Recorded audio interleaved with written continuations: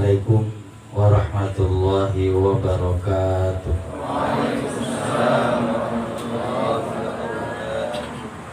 Alhamdulillahi rabbil alamin. Wassalatu wassalamu ala sayyidina Muhammadin wa ala alihi wa sahbihi ajma'in. Rabbi shrah li sadri wa yassir li amri wahlul 'uqdatam min lisani yafqahu qawli. Shadaqallahul azim. Puji syukur pada Allah, sholawat dan salam pada junjungan kita Nabi besar Muhammad sallallahu alaihi wasallam.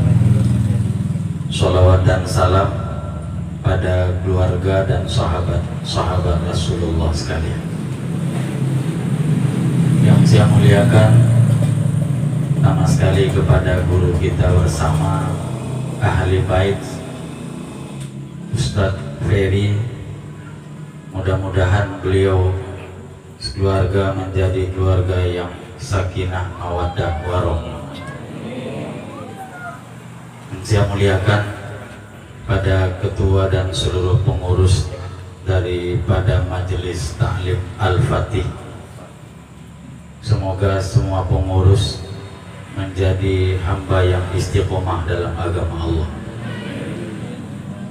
Terkhusus kepada tim hadroh dari Masjid Baitur Rahman Negorojo, semoga semua tim hadroh malam ini sukses dunia akhirat. Saya muliakan kepada seluruh jamaah yang hadir, Bapak dan Ibu yang tidak saya sebutkan satu persatu. Insyaallah mudah-mudahan kita semua menjadi hamba Allah yang soleh dan soleha. Amin ya rabbal alamin. Terima kasih kepada Bapak Marwan. Saya mohon maaf berada di atas.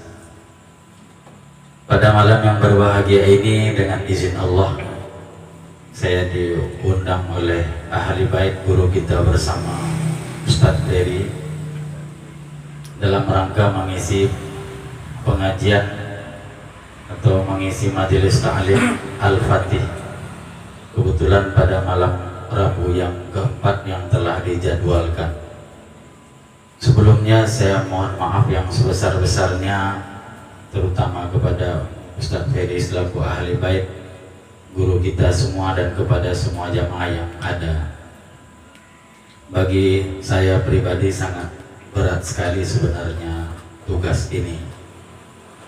Sangat berbeda rasa yang saya rasakan tadi duduk di bawah dibandingkan duduk di kursi ini. Karena yang pertama yang membuat saya berat sekali, ini kursi bekas guru-guru besar kita.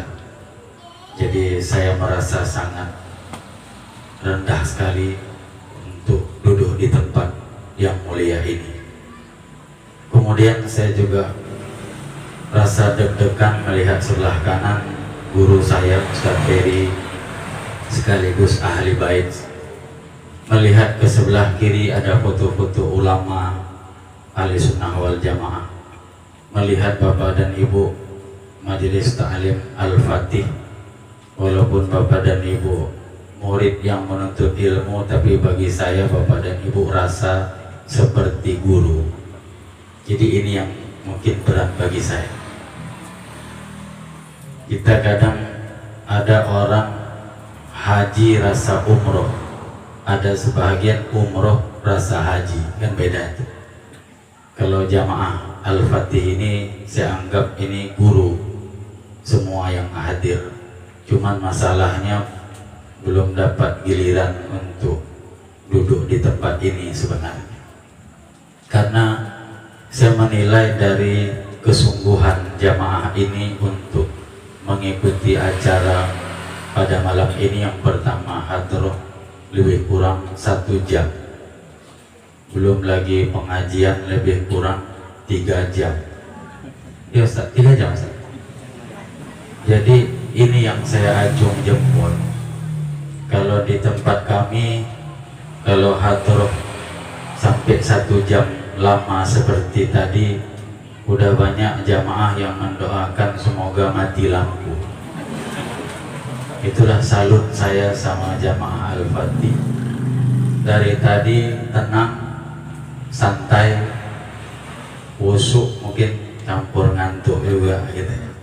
Tapi enggak, saya yakin mudah-mudahan semua kita yang bersolawat malam ini dimudahkan Allah untuk berangkat ke tanah suci. Amin. Jadi udah dijelaskan sama Ustadz kita masalah solawat, memang hikmah fadilah luar biasa. Karena semua bersolawat, Allah bersolawat, malaikat bersolawat, manusia bersolawat.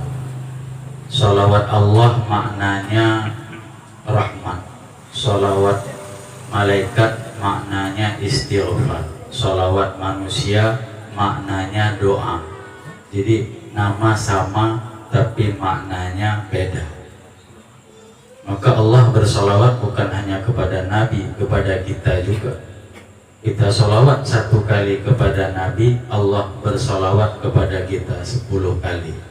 Jadi makna solawat Allah rahmat, makna solawat malaikat istighfar, malaikat juga bersolawat. Solawat hamba doa. 1 kali dapat 10 kali solawat Allah. 10 kali kita solawat tambah lagi dapat syafaat. 100 kali kita solawat tambah lagi dikabulkan hajat. 1000 kali kita solawat ditambah lagi mendapat surga. Itu yang dijelaskan Ustaz tadi, 1000 kali. Jadi dapat solawat Allah, dapat syafaat Nabi, dikabulkan hajat, mendapat surga. Jadi itulah yang harus kita biasakan. Baik Bapak dan Ibu jamaah dirahmati Allah Subhanahu wa taala, walaupun tadi saya sampaikan tim hadroh 1 jam, pengajian 3 jam, saya ralat balik. Pengajiannya Ustadz maaf nggak sampai 3 jam, lebih kurang setengah jam, insyaallah. Nanti angkotnya habis Ustadz ya.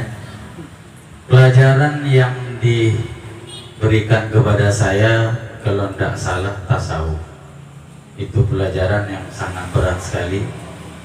Sebenarnya kalau bagi saya Ustadz semua pelajaran berat. Jangan pikir kayaknya hanya tasawuf berat, enggak, fikih juga berat, tauhid juga berat. Bagi saya yang mungkin agak ringan olahraga, ada Ustadz? Itu pun olahraga kasti gitu loh. Kalau olahraga tinju saya pun maaf. Jamaah dirahmati oleh Allah Subhanahu wa taala, selama ini Ustaz tasawuf udah dikaji juga sama Ustaz Sumitra ya? Baik, walaupun pelajarannya tasawuf, memang saya tidak membawa kitab untuk malam ini karena juga malam perdana saya bersama jamaah di sini. Andaikan Allah izinkan ke depan, nanti boleh kita pakai kurikulum supaya mengaji itu lebih disiplin. Jadi untuk malam ini hanya sebagai pandangan umum, baik juga sekitar tasawuf ataupun tentang ilmu yang lain. Jamaah Fatih yang dirahmati Allah, yang perlu kita ketahui ada 3 dasar ilmu yang wajib kita tuntut, yang menjadi fardu ain. Yang pertama tauhid, kemudian fikih, kemudian tasawuf. Tauhid itu diibaratkan seperti tanah, fikih itu diibaratkan seperti tanaman, tasawuf itu diibaratkan seperti pagar. Jadi kita harus mencari tanah dulu, baru kita pikirkan tanaman apa yang harus kita tanam. Kemudian setelah tanaman itu tumbuh dan subur, kita harus memikirkan pagar agar tanaman itu selamat dan bisa kita panen dengan baik. Salah kita apabila menuntut ilmu tauhid menyalahkan fikih dan tasawuf. Salah kita menuntut ilmu tasawuf menyalahkan tauhid dan fikih. Salah kita menuntut fikih menyalahkan tauhid dan tasawuf. karena tiga-tiganya harus sejajar sama-sama kewajiban. Jadi banyak terjadi di lapangan karena menuntutnya cuma satu. Di terakhir semua yang lain jadi salah. Seakan-akan yang tauhid kawannya sesama tauhid, yang tasawuf kawannya sesama tasawuf, yang fikih kawannya sesama fikih. Banyak kita dengar lagi yang fikih ini dianggap pelajaran SD, padahal itu pintu gerbang fikih, dianggap SD. Jangan sepelekan SD. Kalau nggak ada SD, nggak mungkin ada SMP dan SMA. Jadi pilot kita pun berawal dari SD. Jadi Kapolda pun berawal dari SD. Sering kita dengar bahasa menyepelekan fikih. Dia memang kulit. Awal kulit, kemudian tauhid isi, kemudian tasawuf rasa. Tiga-tiganya itu butuh. Untuk mengenal jeruk itu kita lihat kulitnya dulu. Apabila kulitnya cantik, kita pasti akan ingin untuk membelinya. Baru kita akan tahu bagaimana isinya. Kemudian yang terakhir baru kita mengetahui bagaimana rasa jeruk itu manis atau tidak. Jadi tasawuf ini ilmu yang sangat halus. Tasawuf berasal dari kata sofa. Makna sofa bersih atau suci. Jadi yang lebih mudah kita pahami, tasawuf ilmu untuk membersihkan hati. Kalau tauhid saja belum tentu hati kita bersih. Kita paham tentang sholat, wudhu, tayamum, sholat jamak, kasar, semua paham, tapi belum tentu hati kita bersih. Semua kita sholat, tapi tidak semua lillahi ta'ala, hanya ucapan saja. Itulah tasawuf. Tasawuf ini lembut. Ada yang memahami makna tasawuf tunduk, benar, tapi bukan tunduk kepala, tunduk hati. Ada di jalan orang yang berjalan tunduk kepala dibilang tasawuf, bukan. Itu orang yang mencari dompet yang jatuh, tunduk. Jadi yang tasawuf yang benar hati yang tunduk, bukan kepala. Jadi maka ilmu tasawuf ini untuk menjaga semua amal. Akhlak bagian tasawuf. Bahasa yang lebih tinggi syariat, tarikat, hakikat, ma'rifah. Itu yang lebih tinggi. Kalau kita masih awal akhlak, adab, etika, itu tasawuf. Fadail amal yang dibaca jamaah tabligh itu tasawuf, mudah. Kalau udah tinggi dia, udah kita mengkaji syariat itu tempatnya tubuh kita, tarikat tempatnya hati kita, hakikat tempatnya ruh kita, ma'rifat tempatnya rahasia kita. Supaya nyata, karena ada syariat, nyata af'al Allah. Karena ada tarikat, nyata asma Allah. Karena ada hakikat, nyata sifat Allah. Karena ada ma'rifat, nyata zat Allah. Jelas Bapak Ibu? Udah boleh pulang Ustaz? Udah jelas, boleh pulang. Asal gak jelas, pulang. Kalau kenduri asal bontotnya keluar, assalamualaikum, gitu ya, aman ya. Itulah tasawuf. Jadi untuk melembutkan hati. Gak usah bicara ibadah, yang inti utama ibadah untuk menumbuhkan aura dalam sebuah ibadah dengan ilmu tasawuf. Kalau ilmu fikih dia hanya bisa memvonis ibadah itu sah atau batal, selesai. Kalau tasawuf lebih dekat hati kita dengan Allah karena khusyuk dan tawadhu dalam sebuah ibadah. Banyak orang berkali-kali haji tak ada perubahannya.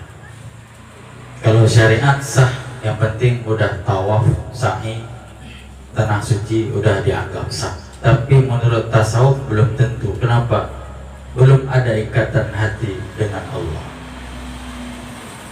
Apalagi urusan yang lain. Kita dagang, begitu ada orang lain dagang dengan dagangan sama dengan kita, hati mulai mendidih, panas, nggak ada tasawufnya. Kalau pakai tasawuf nggak masalah, hamba Allah semua punya hak makan, punya hak cari rezeki. Mau jual sama kayak punya kita terserah, rezeki masing-masing. Tasawuf nggak usah bilang dagang, berdiri sholat aja kita ada anti yang sebelah kiri, kadang nggak senang dengan sebelah kanan, nggak ada tasawuf. Ada rasa gelisah kita sholat ketika di samping kiri kita ini orang yang nggak pernah bayar utang kita ini. Ada rasa nggak nyaman sholat. Jadi kalau orang bertasawuf ini tidak open keadaan, itu yang dimaksud dengan tarikat dan hakikat, itu tasawuf.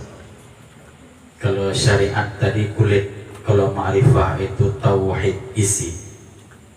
Jadi kalau istilah ibu-ibu yang masakannya itu halus, arti halus tidak mau kurang sedikit pun bumbu masakan, pasti akan mendapatkan hasil cita rasa yang enak. Itu berarti ibu-ibu masaknya sangat halus.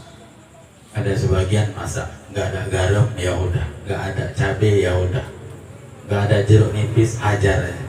Kadang kebanyakan, kadang kekurangan, kan banyak gitu. Jadi ibu-ibu yang halus nggak jadi masak ketika nggak lengkap bumbu yang akan diracik untuk memasak suatu menu. Begitulah ibadah kita. Kita nggak akan lakukan ibadah kalau nggak mencapai kesempurnaan. Karena tasawuf ini mengejar keutamaan. Kita di rumah ya sholat sah menurut fikih, tapi mengejar keutamaan berjamaah kita tidak dapatkan. Sholat berjamaah walaupun di akhir rakaat dapat fadilah berjamaah, tapi kita tidak dapat fadilah takbiratul ihram bersama imam. Berdoa sendiri dapat fadilah, tapi beda dengan berdoa dalam kalangan rame majelis seperti ini, beda. Jadi itu semua dibahas dalam tasawuf.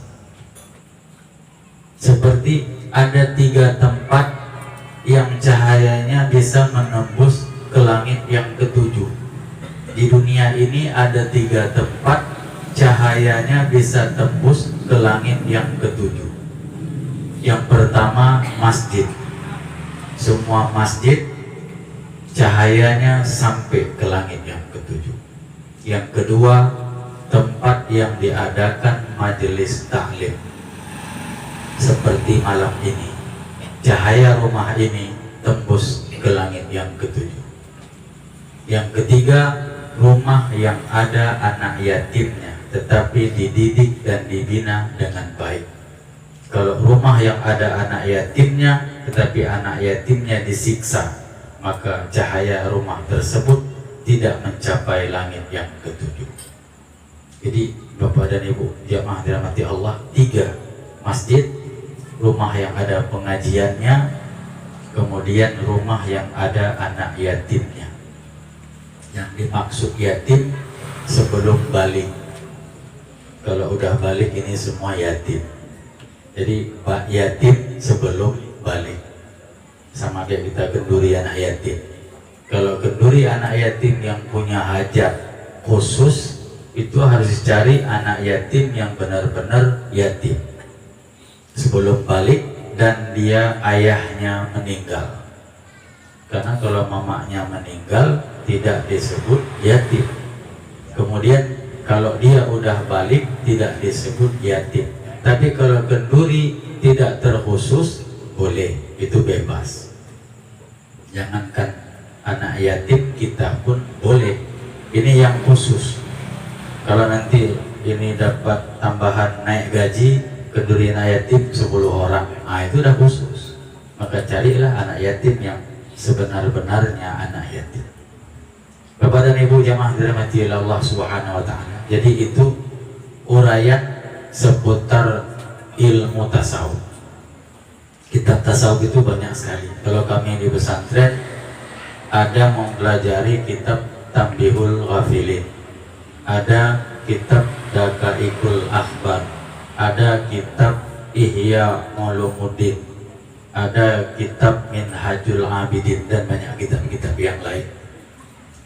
Pelopor pendiri tasawuf adalah Abu Abdullah Al-Haris Al-Muhasibi, lahir pada tahun 165 Hijriah, wafat pada tahun 234 Hijriah di Baghdad. Itu tokoh utama, guru daripada Imam Al-Ghazali, Abu Abdullah Al-Haris Al-Muhasibi. Kenapa dijuluki dengan Al-Muhasibi? Beliau setiap saat bermuhasabah, sama kayak jamaah pengajian Al-Fatih, selalu bermuhasabah. Apa yang dimuhasabah? Kapan untuk bantuan lagi? Itu muhasabahnya, ya kan? Banyak saya lihat antri di BRI, tapi tidak ada jamaah Al-Fatih. Jamaah-jamaah yang lain macet jalan di depan BRI. Jamaah Al-Fatih nunggu pencairan di rumah, ya kan Bu? Cocok. Jadi itu pendiri ataupun pelopor utama ilmu tasawuf. Syariat teori, tasawuf cara, tarekat cara. Rasulullah ketika diwajibkan sholat, Rasul tidak mengerjakan sholat subuh, dikarenakan Rasul tidak paham cara sholat subuh. Maka tempat kami di BS banyak orang nggak sholat subuh, ikut kayak Nabi dulu. Nabi cuma sekali nggak sholat subuh karena nggak paham. Di BS sampai tua nggak paham-paham, ya, nggak pernah sholat subuh. Mungkin dia mengikut Nabi di saat mendengar mubalik menyampaikan. Kemudian turun malaikat Jibril untuk mengajari Nabi. Malaikat Jibril menjadi guru, Nabi Muhammad menjadi murid. Pertanyaan sekarang, apakah Allah tidak mampu mengajarkan Nabi Muhammad sholat yang udah jumpa langsung ketika Isra dan Mi'raj? Dari semua nabi, hanya Nabi Muhammad yang jumpa langsung. Nabi-nabi yang lain tidak. Diwajibkan sholat, tapi tidak diajarkan oleh Allah. Tujuan Allah untuk membesarkan dan memuliakan malaikat Jibril. Jadi sama, kita hari ini juga demikian.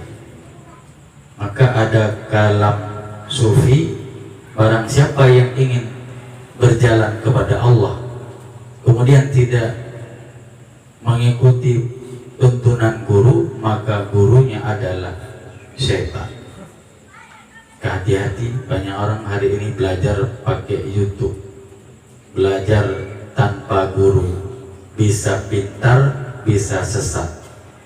Kalau pakai guru, insya Allah berkah. Kenapa? Bimbingan beda. Maka kenapa orang-orang dulu ilmunya nggak tinggi tapi berkah?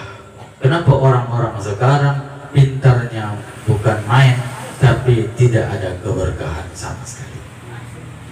Kuncinya itu, karena hari ini kita merasa tanpa guru pun bisa. Bahkan ada yang mengarahkan pengajian langsung aja belajar di Al-Quran masing-masing di rumah.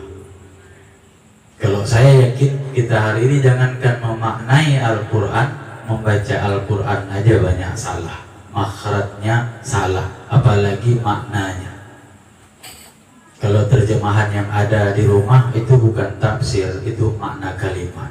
Kita harus mempelajari tafsir agar tahu asbabun nuzul Al-Quran, itu baru lurus. Jadi maka di situ dapat kita ambil contoh. Allah beri kesempatan kepada Jibril menjadi pembimbing. Kita juga demikian. Dalam tarekat, kenapa disebut ada mursyid? Mursyid itulah pembimbing untuk mengarahkan kita dengan zikir-zikir khusus dalam tarikat tertentu, baik tarikat Naqsyabandiyah atau Satariyah dan tarikat-tarikat yang lain. Maka kami waktu di pesantren dulu sebelum kelas 6 tidak dibolehkan untuk ikut tarikat karena dianggap ilmunya belum cukup, nanti bisa salah kaprah. Tapi hari ini kita lihat siapa aja pun kayaknya sah-sah aja tarikat. Sebenarnya tarikat gak salah, oknumnya yang salah. Tarikat itu bagus. Orang-orang individu tertentu yang salah menjalankan tarikat sehingga bisa salah. Maka kesan kayaknya ada anggapan dianggap tarikat itu sesat, tauhid itu hack. Tidak, orangnya yang hack, tauhidnya gak hack.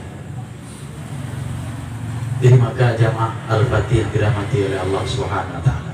Di sini banyak guru, setiap malam Rabu ada pengajian, dan untuk saya pribadi mohon maaf Ustaz, selama ini nggak bisa hadir. Saya usahakan sekuat tenaga untuk bisa hadir, tapi sering berhalangan. Insyaallah saya minta pada Allah agar diberi kekuatan untuk malam-malam Rabu berikutnya saya bisa ikut pengajian di majelis ta'lim Al-Fatih ini. Amin, amin ya rabbal alamin. Mungkin demikian pengajian singkat pada malam hari ini seputar tasawuf. Nanti ke depan andaikan kita diberi waktu oleh Allah, baru kita akan memasuki lebih jauh lagi untuk mendalami kajian daripada ilmu tasawuf. Mungkin sebelum saya akhiri, andaikan ada yang mau bertanya, baik menyangkut dengan tema atau di luar dari tema, saya persilakan dengan segala hormat. Nanti Ustadz Ferry akan menjawab. Dengan segala hormat saya persilahkan kepada jamaah yang hadir. Silakan, silakan.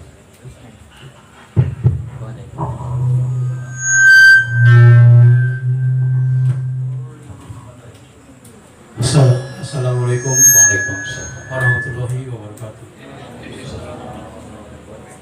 Terima kasih atas kesempatan yang diberikan jamaah Majelis Ta'lim Al-Fatih rahimahullah. Perkenalkan, nama saya Bunyamin Siregar, pendatang baru di majelis ini, dan alamat rumah saya di Dusun 3, Desa Galang Suka. Maaf Pak Ustadz kalau seandainya pertanyaan ini tidak nyambung dengan materi yang disampaikan. Perihal Al-Quran Pak Ustadz. Saya membaca Al-Quran tidak ada pembimbing. Di surah Al-Waqiah nomor 56 ayat 14, surah ini mengatur tentang golongan orang-orang yang masuk surga. Di surat 14 dikatakan, artinya begini Pak, orang-orang sebagian kecil dari orang-orang yang kemudian di surah yang sama ayat 40 dikatakan sebagian besar dari orang-orang kemudian. Banyak surah ayat di Al-Quran antar surah yang saya perhatikan bertentangan, seolah-olah bertentangan.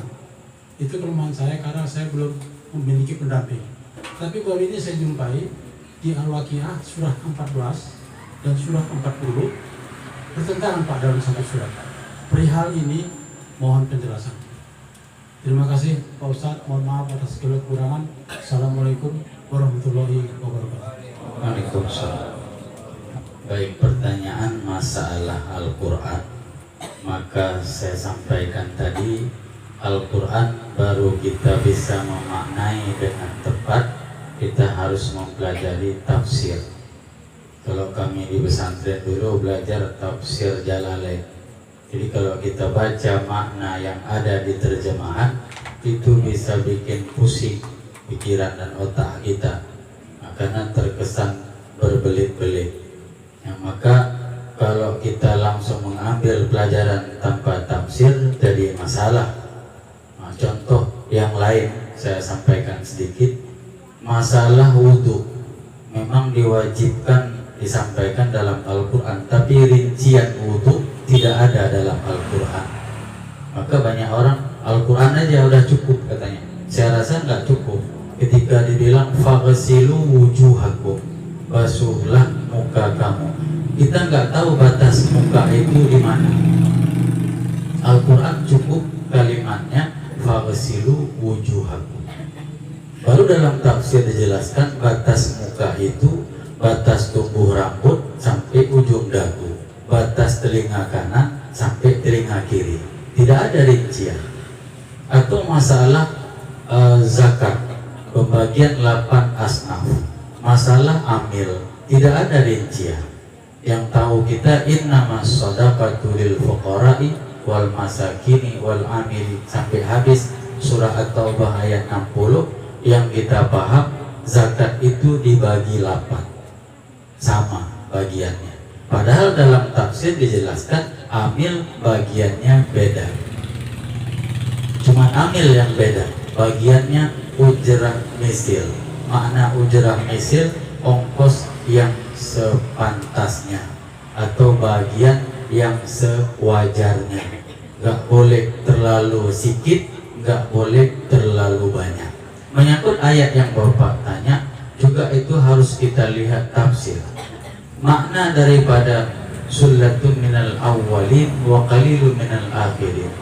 Banyak orang-orang terdahulu masuk surga, sedikit orang akhir. Itu maknanya di saat para nabi dan rasul banyak orang menjadi penghuni surga, sedikit orang akhir. Kemudian ada ayat di balik banyak orang akhir. Yang dimaksud ketika Nabi Isa turun nanti itu paling akhir, dan di situ Islam murni.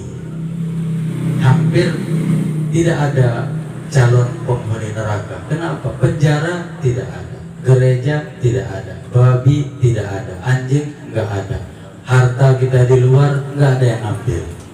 Murni di masa Nabi Isa turun untuk menegakkan kembali risalah Rasulullah. Di situ juga banyak penghuni surga, tidak ada penghuni neraka. Maka ayat dibalik-balik. Kalau kita lihat di situ pening. Kok sekali gini, sekali gitu. Nah, jadi itu harus kembali kepada pelajaran tafsir untuk membahas ayat. Saya juga kurang berani karena tidak paham. Nanti itu Ustaz Peri yang akan menjelaskan masalah tafsir. Minggu depan. Nah, minggu depan Ustaz Peri nanti guru tafsir. Ustaz Riyandi. Oh, bukan Ustaz ya? Baik, ada yang lain sebelum kita akhiri? Mungkin ibu-ibu ada? Kayaknya Al-Fatih nggak banyak bertanya, mau nggak paham semua. Bagus. Mungkin banyak yang nanya pun ada yang pala, sebagian nanya aja. Bali, sudah Bali, si takor, nah ibu-ibu aja pula setakor. Baik, mungkin saya rasa demikian pengajian kita pada malam hari ini. Karena Bapak yang bertanya tadi pun perdana, saya yang menjawab juga perdana. Sama-sama kita Pak. Nanti kita lanjut lagi di luar ya Pak ya. Doa Ustaz. Baik, sekalian kita tutup dengan doa. Kita mohon kepada Allah agar kita semua sehat, panjang umur, mudah rezeki, selamat dunia, selamat akhirat. Amin ya Allah. Astaghfirullah. Astaghfirullah. Astaghfirullahal azim. Alladzi la ilaha illa huwal hayyul qayyum wa atubu ilaih.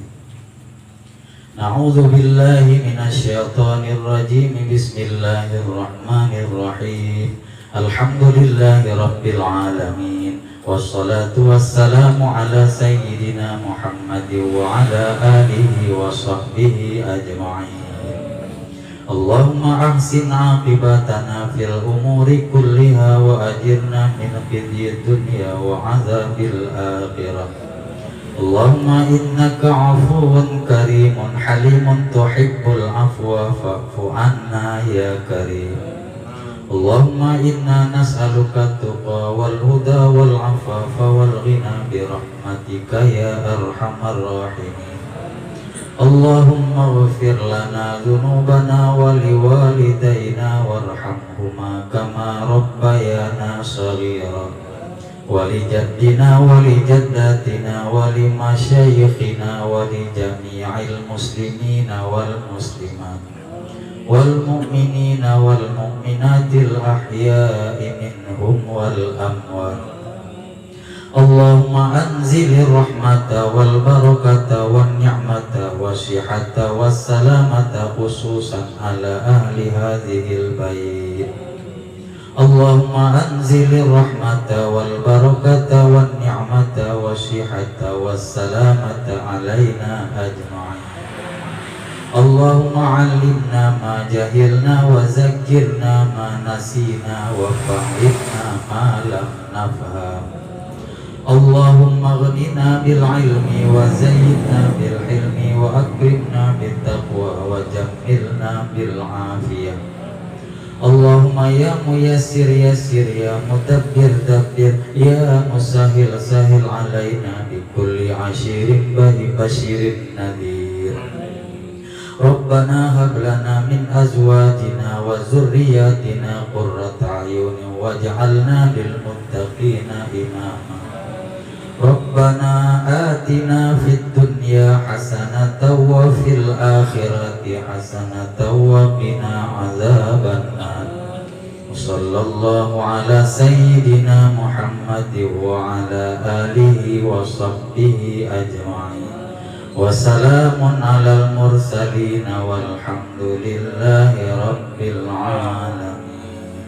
صلى الله وسلم على النبي سيدنا محمد وآله وصحبه أجمعين. صلى الله وسلم على النبي سيدنا محمد وآله وصحبه أجمعين. صلى الله وسلم على النبي سيدنا محمد وآله وصحبه أجمعين. محمد وآله وصحبه أجمعين. تقبل الله منكم. Demikian pengajian kita. Saya mohon maaf di mana ada kata yang salah silap. Terus mohon perasaan jamaah sekalian. Mereka punya waktu, nanti kita akan ketemu kembali pada pertemuan yang akan datang. Saya akhiri, wassalamualaikum warahmatullahi wabarakatuh. Waalaikumsalam warahmatullahi wabarakatuh. Alhamdulillah, Bapak-bapak. Ingin umroh aman dan terpercaya? Mari bergabung ke Darul Umroh. PT Darul Umroh Al-Haramain adalah travel penyelenggara ibadah umroh. Berdiri sejak tahun 2007. Telah memberangkatkan ribuan jamaah dan memiliki banyak cabang di seluruh Indonesia. Labbaik Allahumma labbaik, labbaik la syarika lak labbaik, innal hamda wan ni'mata laka wal mulk la syarika lak. Kantor pusat PT Darul Umroh Al-Haramain beralamat di Jalan Karya Jaya nomor 75D Medan Johor, Provinsi Sumatera Utara. PT Darul Umroh Al-Haramain memiliki berbagai paket umroh, di antaranya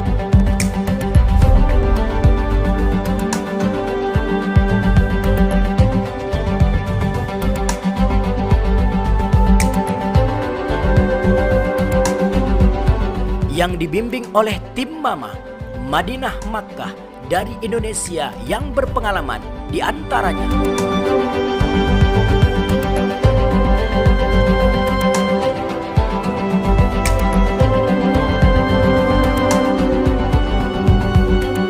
Darul Umroh, travel umroh terbesar dan terpercaya di Pulau Sumatera.